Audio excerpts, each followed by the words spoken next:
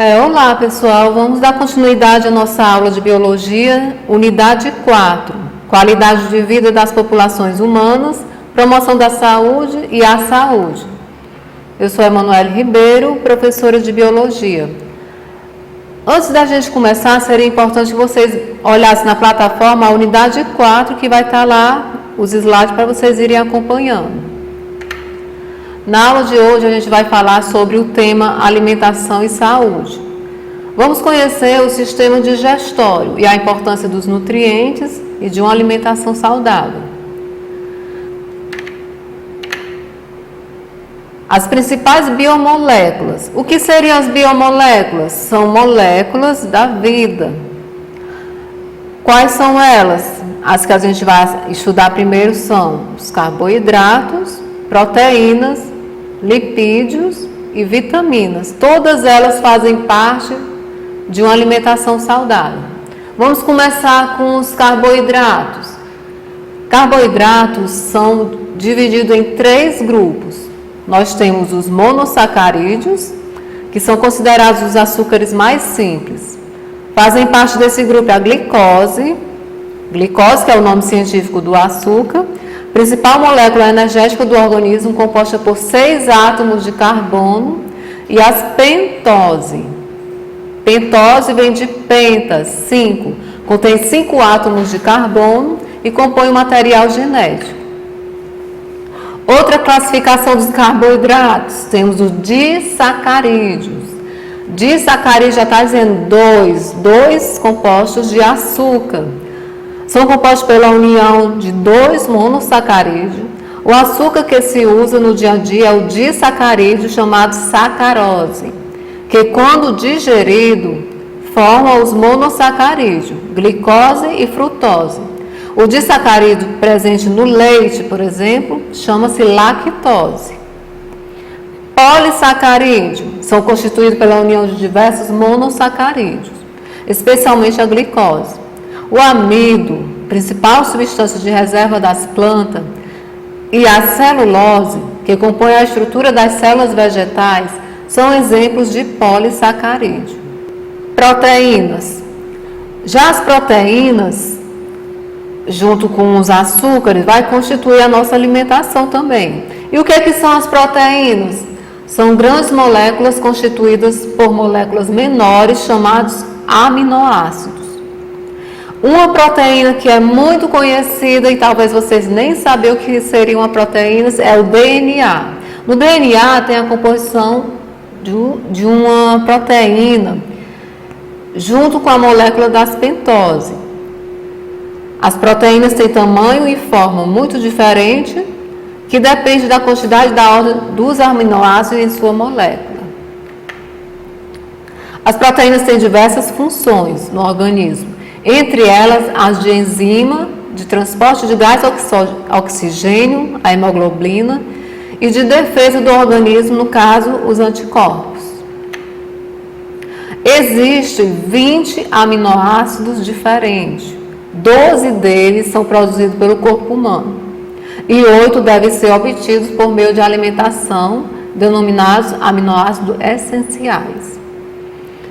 Vamos falar agora um pouco dos lipídios. Lipídios são o quê? São gorduras, outro tipo de alimentação que é constituído os nossos nutrientes. Esse grupo de biomoléculas é composto por uma variedade de estruturas químicas diferentes, que tem funções diversas e importantes no organismo. Os lipídios são biomoléculas formadas principalmente por átomos de oxigênio, hidrogênio e carbono, mas também por outros elementos, entre eles o fósforo.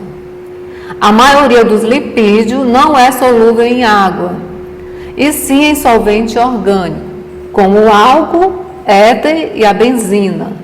Cerca de 30% das calorias obtidas por meio da alimentação diária provém das gorduras, que são o quê? Os lipídios. Ácidos graxos saturados e ácidos graxos insaturados. Os ácidos graxos são moléculas constituídas por cadeias de átomos de carbono ligados a átomos de hidrogênio.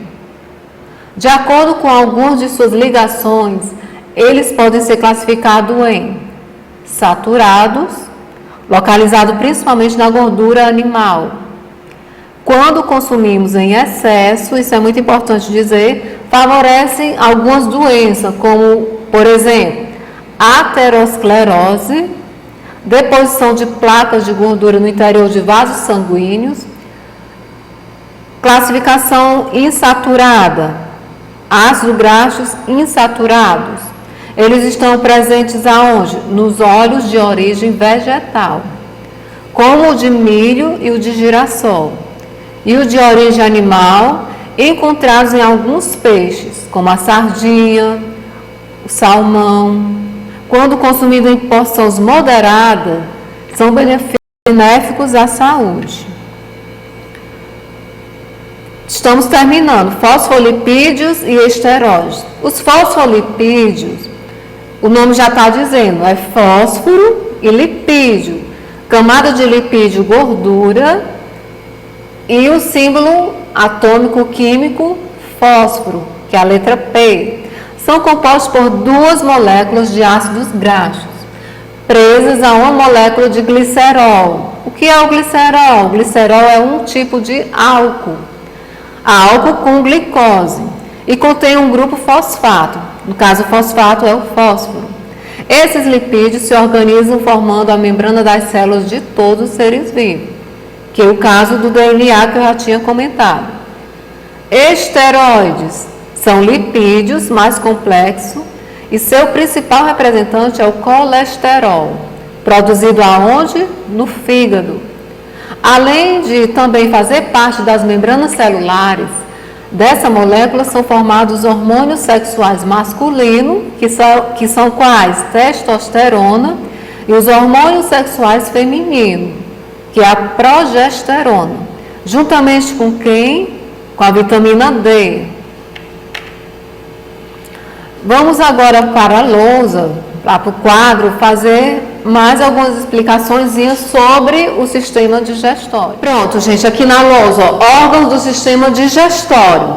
Quais são os principais órgãos do sistema digestório? Nós temos a boca, faringe, laringe, esôfago, estômago, intestino grosso, intestino delgado e ânus. Se numa questão de prova eu perguntar, questão subjetiva, onde começa e termina a digestão? O que é que vocês responderiam? A digestão começa na boca e termina onde? No ânus. Entendeu?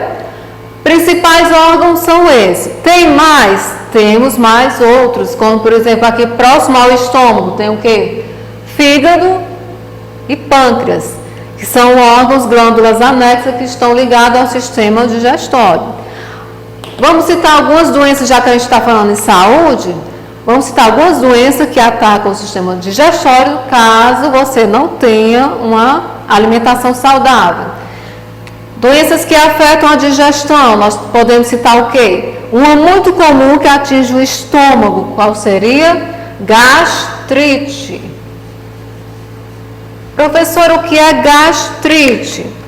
Gastrite é a inflamação do estômago. E como é causado isso?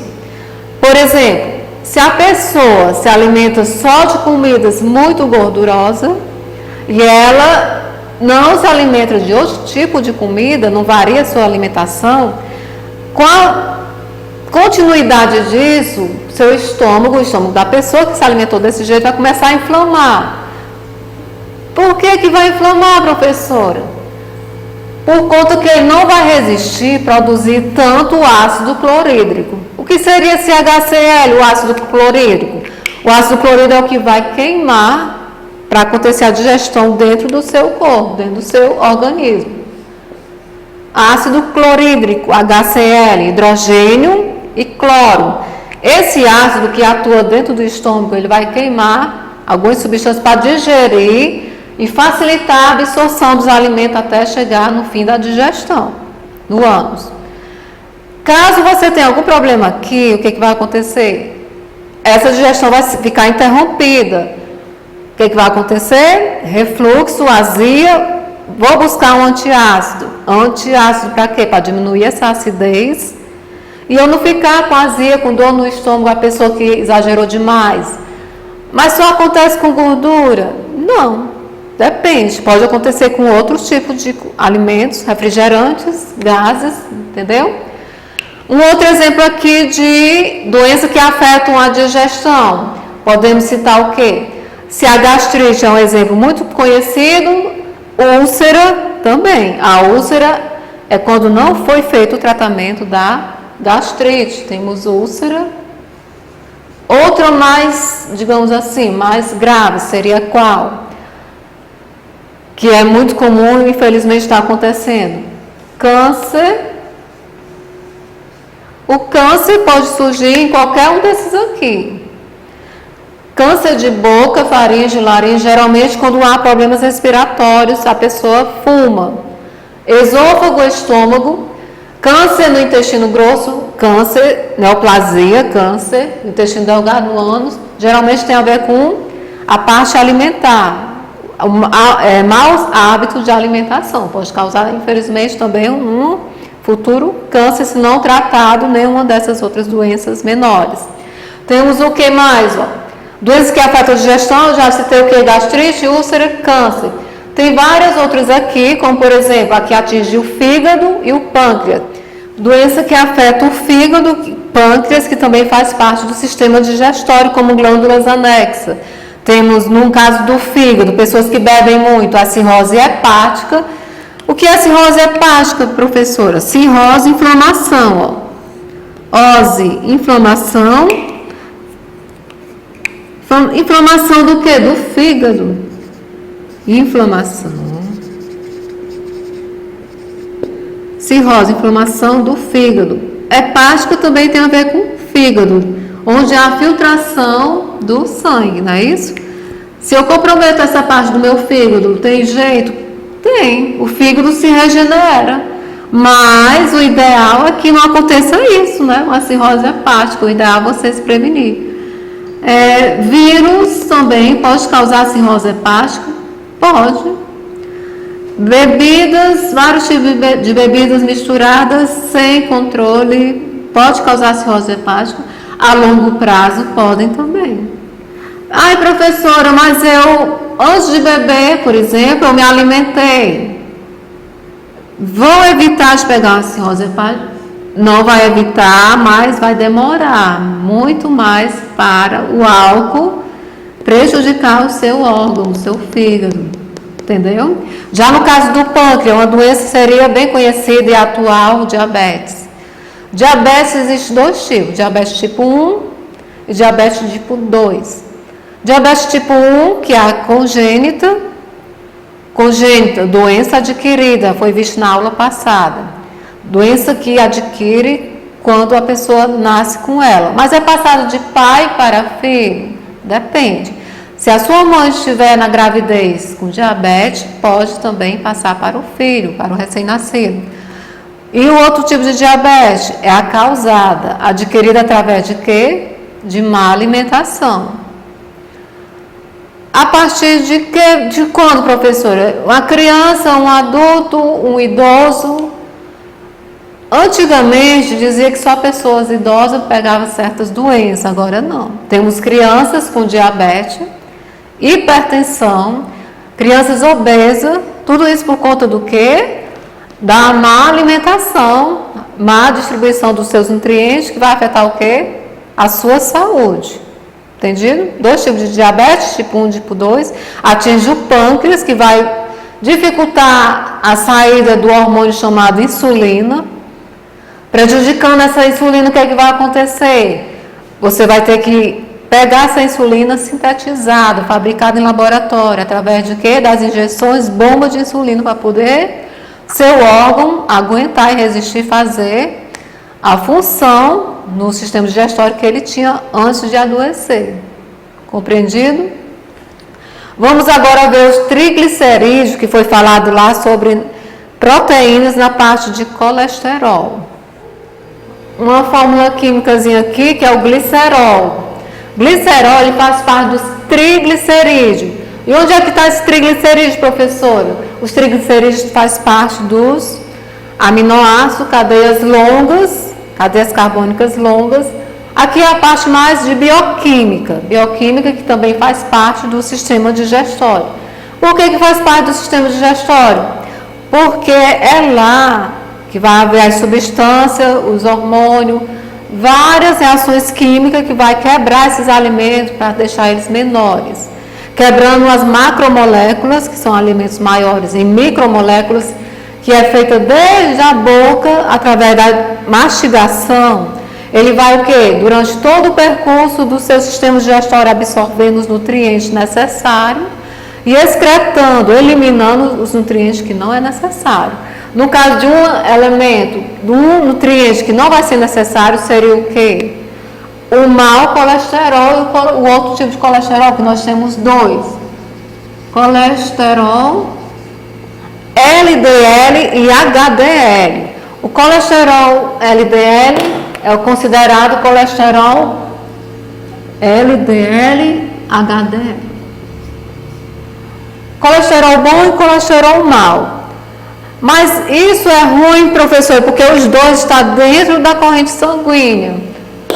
Todo ser humano, todo ser vivo, mamífero, tem o quê? Colesterol.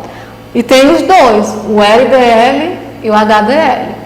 Um é considerado colesterol bom, o outro é considerado colesterol mau. Mas os dois estão presentes no nosso organismo, no nosso corpo.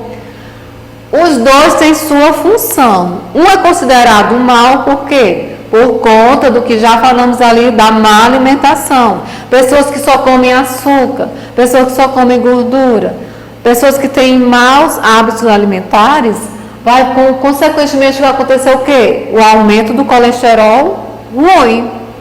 O aumento do colesterol ruim vai causar o quê? Várias doenças que foi comentado no início da aula, tipo o quê?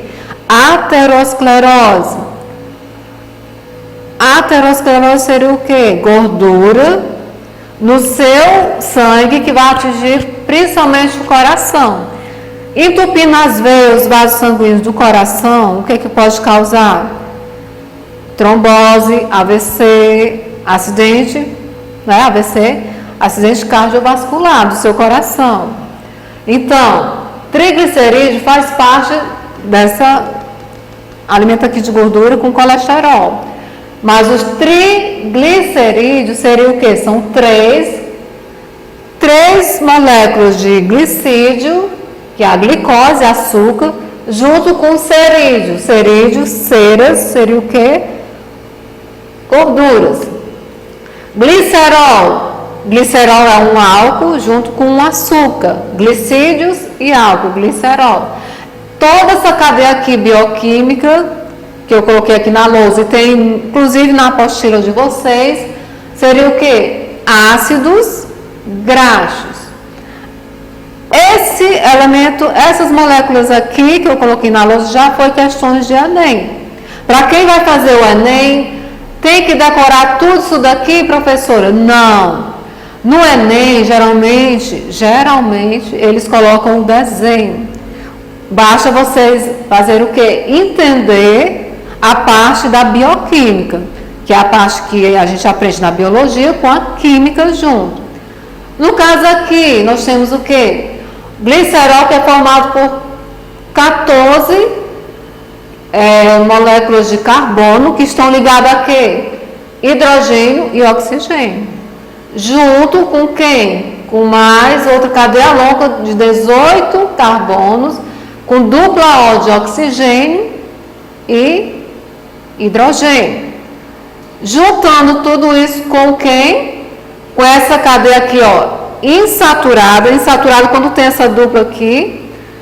Quando tem dupla assim que vocês veem, chama-se o quê? Cadeia insaturada. Gordura insaturada. Glicerol é um tipo de gordura classificada como o quê? Como insaturada. É um ácido graxo. Para que serve esse ácido graxo? Ele serve para compor alguns tipos de alimento. Alimentos que têm triglicerídeos. Exemplo de alimentos com triglicerídeos. Se eu pego um churrasco, eu pego aquela carne, aquela picanha bem gostosa e coloquei para assar. toda aquela gordura, geralmente a cor laranja, amarelo, toda aquela gordura tem triglicerídeo. É gostoso? É, professor, mas se eu comer muito, o que acontece? Vai aumentar o seu colesterol. E aumentando o colesterol, o que acontece? A pessoa adoece. Por que a pessoa adoece? Porque o seu organismo, o seu corpo, é feito para ter uma alimentação equilibrada, moderada. Beba com moderação. Se alimente de forma moderada. Por conta que os excessos é o que vai causar certa doença no corpo e você vai ter um bom hábito de alimento ou um mau hábito. O mau hábito gerando o quê? Péssima qualidade de vida, que é o assunto da nossa aula da unidade 4. Finalizando assim, gostaria que vocês pegassem a apostila, fizessem as atividades, que na outra aula, junto com a atividade da unidade 3, que foi também qualidade de vida e saúde. Bom, gente, bora agora fazer a correção da atividade que foi da aula anterior, unidade 3. Na atividade 1, estudo de caso paralisia infantil no Brasil, foi colocado o quê? Tinha um gráfico que pedia para analisar. Aquela questão que eu expliquei para vocês, né? Interpretação de dados. São questões que caem muito no Enem. Para você responder, pode usar suas palavras pessoais? Pode, mas se você explicar sem interpretar o gráfico antes, vai ficar algo mal elaborado, entendeu? Então, a questão dizia o quê? Ele dava um gráfico e pedia para analisar. Analise atentamente o gráfico e responda. Caso de poliomielite no Brasil de 1980 a 1993. Ele pergunta o que após a análise do gráfico? O que ocorreu a partir de 1989? Como você explicaria esse fato? Primeiro, vocês precisam saber o quê? O que é que o gráfico está mostrando? Quais são os dados? Ele mostra o quê? O número de dados, números de casos daquela doença. Qual seria a doença? Lá em cima ele diz, ó, casos de poliomielite aonde? No Brasil. E ele quer que você diga em 1989 o que ocorreu. Olhando o gráfico, em 1989, o que é que a gente podemos analisar? Os casos, eles dão uma queda ou uma subida. Os números de casos, eles dão uma caída, ó, ele desceu. De 106, ele baixou para 35 em 1989. Ou seja, quando estava um pico bem alto da doença 612, lá pelos anos de 1986, ele começou a decair. Em 1989, ele desceu. Baixou para 35 casos durante esses anos. Então, como você explicaria esse fato? Pegando assim para um contexto mais atual, esse ano de 2020 e agora 2021, nós estamos vivendo uma pandemia. E no jornal, nas informações, temos justamente um gráfico muito parecido com esse. Esses dados estatísticos é feito justamente para saber como está o avanço da doença. Fazendo um comparativo entre a pandemia atual e esse caso de poliomielite, podemos, através da análise desse gráfico, nos basear para saber como está também a doença coronavírus atualmente. Mas, voltando aqui para o nosso conteúdo de atividade, você responderia de que forma? O que ocorreu a partir de 1989?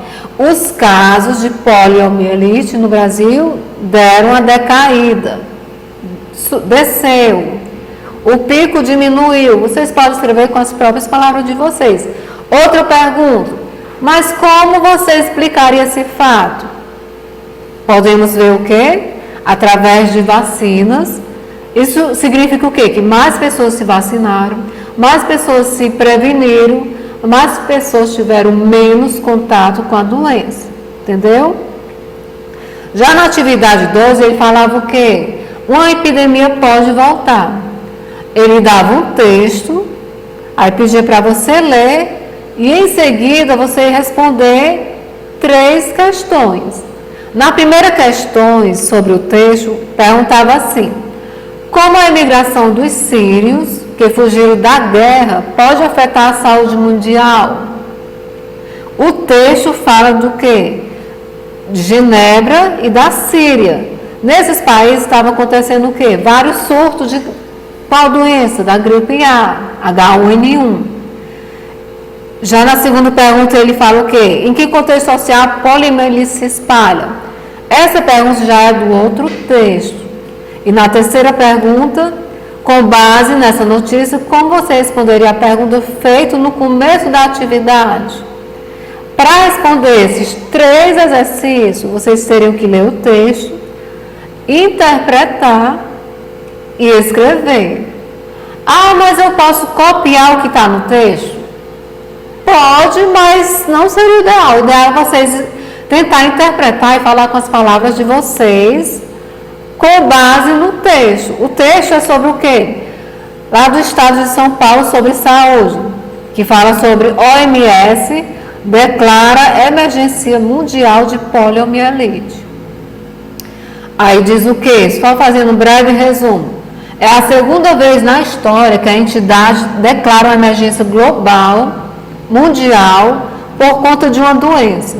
A primeira vez foi em 2009 com a gripe A.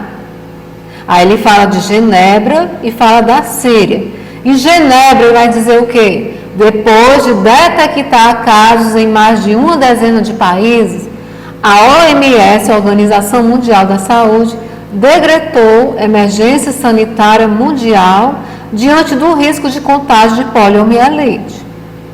Já na Síria, o que é que falou aqui resumidamente o texto? A Síria era considerado um exemplo lá no Oriente Médio de como o governo conseguiu erradicar a doença. Professor, o que é erradicar a doença? É fazer com que ela não existe mais. É fazer com que ela não transmite mais para outras pessoas o vírus. No caso aqui o vírus porque é gripe A. Nenhum caso foi identificado em 14 anos. Mas a guerra transformou essa realidade. A OMS alerta que milhares de sírios estão vivendo de forma precária nas periferias das grandes cidades europeias, além de já representarem 25% da população do Líbano e terem criado a 4ª maior cidade da Jordânia em apenas 3 anos. Ou seja, fazendo um comparativo, um parâmetro aqui com o Brasil. Qual desses dois seria um país preparado para enfrentar uma pandemia? Lá foi erradicada a doença, lá estacionou, parou a transmissão. Aqui no Brasil ainda estamos em processo de parar, estacionar o contágio, a transmissão, no caso do coronavírus. Ou seja, por mais que a gente esteja se preparando e tudo, ainda não há o ideal de uma colaboração de todos para que se evite a transmissão do vírus. Então, nas perguntas, como a imigração dos sírios que fugiram da guerra pode afetar a saúde mundial? O que vocês responderiam? Resumidamente, usando as palavras de vocês poderiam consultar o texto e dizer que a imigração dos sírios, emigrar, sair de um país, de um local para o outro. Essa imigração, o fato deles terem fugido da guerra, afetou a saúde de que maneira? Porque talvez por eles, alguns já estarem infectados com o vírus, transmitiu para outras pessoas. Já a segunda questão, em que contexto social a poliomielite se espalha? Nesse caso aqui, vocês teriam que lembrar do quê? Como é transmitido a poliomielite. Poliomielite se dá por meio do contato oral com o vírus presente nas fezes dos doentes, que podem ocorrer por ingestão de alimentos contaminados ou de água não tratada, ou por deficiência de hábitos de higiene. Lembre-se que a gente está falando de poliomielite, não é a gripe A que eu falei quase nesse instante. Gripe A, transmissão pelo ar, transmissão pelo vírus. Poliomielite, contato oral com o vírus presente nas fezes dos doentes. Como é isso, professora? Por exemplo, locais que não têm saneamento básico, locais em que há uma péssima higiene, porque não tem o quê? São condições precárias, são periferias, são locais que não tem nas suas casas, por exemplo, nas casas dessas pessoas, não tem uma pia, não tem direitinho um local em que elas possam fazer sua higiene, pessoas baixa renda mesmo. Infelizmente é o que ocorre, a facilidade de transmissão da poliomielite. Mas, lembrando, a polio tem vacina. Poliomielite tem vacina, ela causa paralisia infantil, só que as crianças são vacinadas desde pequeno. Então, o risco de contaminação não existe mais. Entenderam? Já a terceira questão. Com base nessa notícia, como você responderia a pergunta feita no começo da atividade? Qual foi a pergunta feita lá no começo da atividade? Vocês teriam que voltar lá, ó. No começo da atividade perguntou. Atividade 2, uma epidemia pode voltar. Como você acabou de estudar, que estudamos na aula passada, pandemias, não existe mais caso de poliomielite no Brasil desde 1990. Então, por que ocorrem campanhas de vacinação contra essa doença todos os anos? Baseado no texto, vocês saberiam responder nos conhecimentos de vocês? Para responder essa última pergunta, a terceira questão da atividade 2, vocês teriam que ter a noção justamente das vacinas. Por que precisa, já foi erradicada a doença, mas precisa todos os anos se vacinar? Não é que precisa todos os anos se vacinar, porque como é uma paralisia infantil, vai atingir quem? Os recém-nascidos, as crianças. Elas que nasceram recentemente não estão imunizadas, não se vacinaram ainda. As campanhas existem justamente para isso, para que pessoas que ainda não se vacinaram possam se vacinar, porque não sabemos quando uma doença que foi erradicada pode voltar. Sarampo, por exemplo, é uma doença que foi muitos anos não aparecia, praticamente foi erradicada e voltou a aparecer casos de sarampo aonde? No Brasil. Entendeu a importância de vacinação? Sarampo, gripe, poliomielite, todos são doenças causadas por vírus e que têm vacina. Já na atividade da unidade 4. Na unidade 4, que foi a que tivemos quase agora, terminamos quase agora sobre o sistema digestivo e alimentação saudável. Na atividade 1 da unidade 4 temos o quê? Para não perder de vista o conceito de saúde. Aí ele diz o quê? Além de uma alimentação saudável, há outras necessidades para manter a saúde equilibrada. Como você estudou na unidade anterior. Aí ele pede no texto, na questão, para citar 3 delas. Que 3 exemplos vocês poderiam escrever? Além de uma alimentação saudável. Uma atividade física seria ideal para manter a sua saúde equilibrada. Evitar certos vícios, certos hábitos que não são legais para a sua saúde. Evitar beber, evitar fumar. Seria outro exemplo, outro tipo de manter uma saúde saudável. Se vocês acham que vocês colocam. Se não se lembram, volte ao texto da sua apostila, que vai estar lá bem direitinho, bem explicado como foi falado. Um outro exemplo que vocês poderiam citar de como manter uma saúde saudável. Já citamos, fazer atividades físicas, evitar certos vícios e o que mais? Ter bons hábitos de higiene. A higiene também colabora para vocês terem uma ótima qualidade de vida. Entenderam? Já aqui na outra questão, continuando na atividade 1, próxima questão, fala assim: os cardápios, ele vai mostrar na atividade 2 um cardápio e ele vai pedir para você analisar. Tem 2 tipos de cardápio. No primeiro cardápio ele vai citar o quê? Arroz, cardápio 1, né? Arroz, feijão, bife, ovo, refrigerante. No cardápio 2 tem o quê? Hambúrguer, batatinha frita, refrigerante. Aí ele diz, agora com base no que você estudou, analise os alimentos que compõem cada um deles, identificando os principais nutrientes. Em ambos os casos, faltam ou sobra algum tipo de nutriente importante? Quais são eles? Aí, para responder essa pergunta, você vai fazer o quê?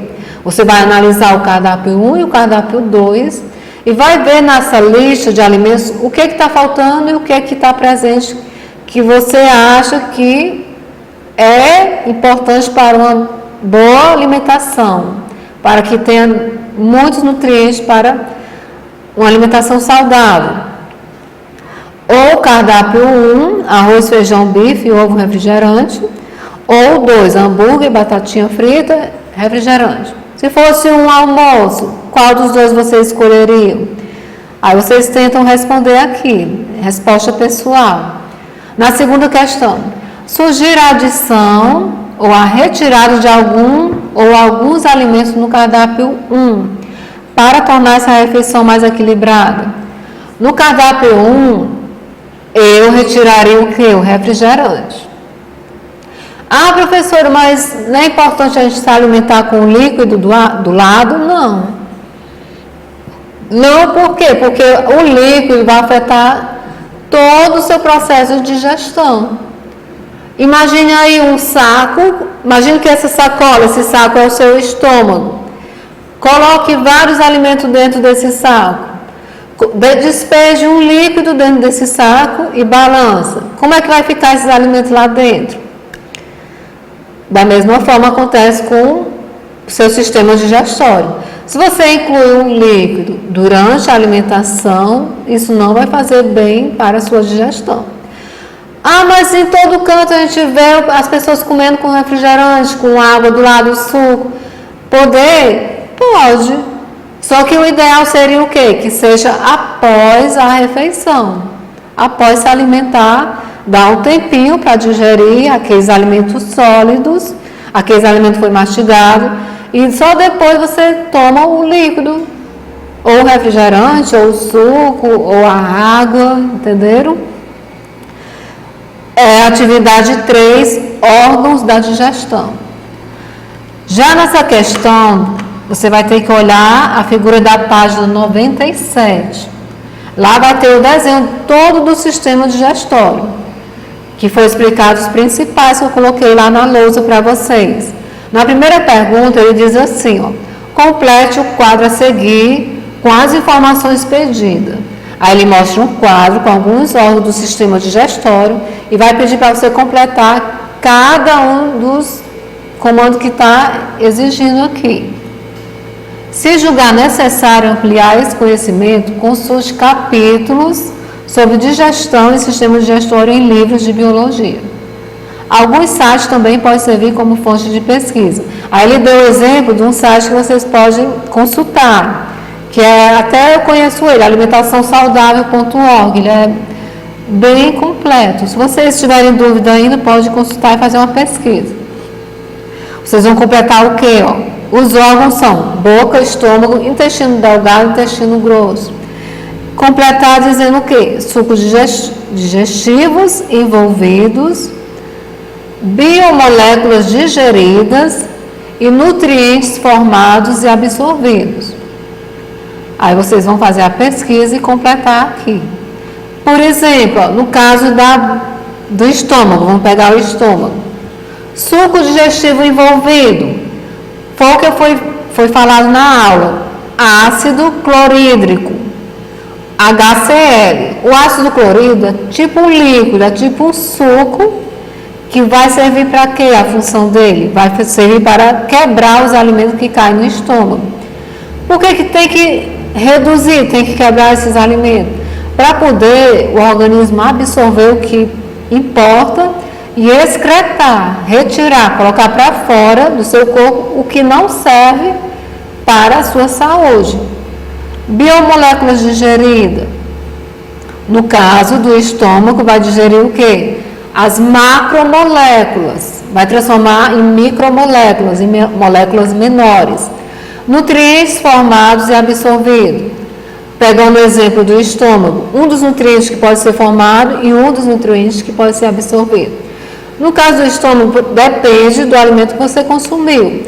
Se for um churrasco, uma gordura, um lipídio, ele vai absorver o que importa desse lipídio e vai retirar o que não serve. No caso, tem muita gordura, o colesterol vai aumentar lá em cima, o colesterol mau ou o colesterol bom, o colesterol ruim, o mau. Então, o estômago, junto com outros órgãos do sistema digestório, ele vai tentar absorver o que importa, e aquele colesterol mau, caso você não tenha nenhuma doença no seu sistema digestório, tem esse detalhe também, ele vai retirar e vai lançar para onde? Para o final da digestão. No caso, seria o quê? No caso, seria o ânus na hora do quê? Da defecação. Então, na questão 2, o estômago costuma ser citado como principal órgão da digestão. Após o preenchimento do quadro, você concorda com essa afirmação? Por quê? Justifique sua resposta. Eu acabei de dizer, né? Sim. Ele é um dos principais órgãos, ele é um exemplo de órgão vital do corpo humano. Mas justificando por que seria tão importante o estômago? Porque é lá no estômago que acontece praticamente todos os processos digestórios. Junto com quem? Com o fígado, com o pâncreas. Tem o baço também, que tem a sua função, mas não é tão importante assim. Tem um apêndice, que é um órgão vestigial, não é tão importante assim, mas ele está presente lá. É tanto que, posso até citar, né? Se você não tem uma digestão muito boa, pode originar um caso de apendicite, que é a inflamação desse apêndice, desse órgão vestigial que está no seu sistema digestório. Justificando sua resposta, aqui é pergunta pessoal, né? Você pode consultar o site que foi falado aqui ou dar mais uma lida no vídeo e na leitura da tua apostila. Atividade 4, os nutrientes do prato ideal. Aí ele diz aqui, ó, ele dá 4 questões e pede para analisar. Analisa a figura do prato ideal apresentado na página anterior e responda as seguintes questões. Você vai voltar lá para o prato ideal, que está na página 105, vai dar uma verificada aqui, o que você concorda, o que você não discorda, de acordo com a sua alimentação. Vamos pegar assim, de acordo com a sua maneira de se alimentar. Nesse quadro do prato ideal, ele tem o quê? Verduras e pelo menos 2 legumes diferentes. Juntamente tem o quê? A carne, feijão, arroz. Carne, proteína, feijão e arroz, junto, carboidrato.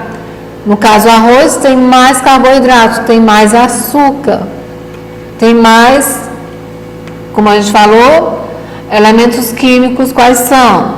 Carboidrato, carbono e hidrogênio. Aí ele diz o quê? Identifique em cada um dos 4 setores do prato os principais nutrientes contidos nos tipos de alimento e registre. Você vai identificar e vai escrever, vai registrar. Tem que pegar cada um dos 4. Então, quais são os 4? Repetindo de novo. Verduras, legumes, verduras junto com os legumes, já é 1. O segundo seria a carne, terceiro o feijão e o 4 o arroz. Então, identifique em cada um dos 4 setores do prato os principais nutrientes. Quais são os principais nutrientes deles? Verduras. Temos o que nas verduras? Podemos dizer que temos vitaminas. Na carne temos as proteínas, Feijão junto com eu considero feijão junto com arroz, mas aqui na questão falou 4, né? Feijão e arroz, carboidrato, porque no feijão temos a fibra, mas a fibra geralmente a gente é consumida junto com carboidrato, que é o arroz. Aí você vai registrar classificando cada um deles. Na segunda questão fala, quais nutrientes devem ser consumidos em maior quantidade? Pegando aqui esse prato, qual dos 4 você consumiria mais? Ah, professora, eu gosto muito de carne. Vou jogar no meu prato um monte de carne, bem pouquinho feijão, bem pouquinho arroz. Tá uma alimentação equilibrada? Não. A principal quantidade de alimentação para ser equilibrada seria o quê? Os vegetais e os legumes. Então, vocês vão registrar. Terceira questão, que grupo de alimentos fornece mais calorias? Mais calorias já está dizendo, gordura. No caso dos 4, seria o quê? As proteínas. Junto com quem? Com arroz, carboidrato. Proteína, carne, carboidrato, arroz. E a 4ª questão, quais nutrientes devem ser consumidos em menor quantidade? E aí, o que é que vocês vão dizer? Seria as verduras? Seria feijão ou arroz ou a carne? Menor quantidade, o ideal é que seja o quê? Analisando aqui o prato ideal, é só vocês verem o gráfico. Ó, eles deu tipo um gráfico em formato de um prato. Menor quantidade seria o quê? A carne, né? Por quê? Porque tem muita gordura. Vai aumentar o que se consumido demais? O seu colesterol. O colesterol tem que estar equilibrado, não pode ser uma quantidade alta.